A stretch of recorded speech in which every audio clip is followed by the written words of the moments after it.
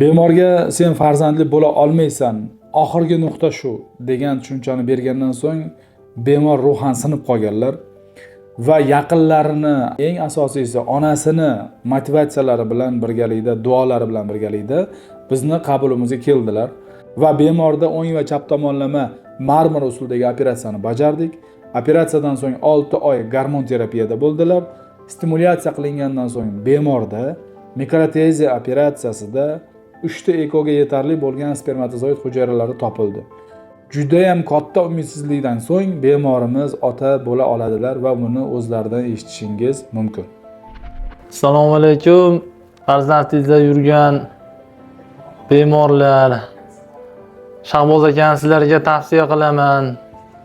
Mana hozir 7 yildan beri befarzandlik bilan keldim.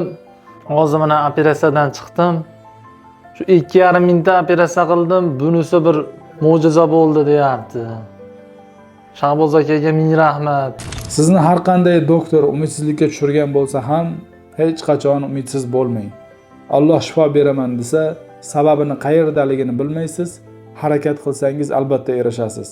Uzoq yillar mobaynida bepusht bo'lib yurgan, umidsiz bo'lib qolgan yaqinlaringiz bo'lsa, farzandli bo'lishlari uchun ushbu videoni yuborib qo'ying.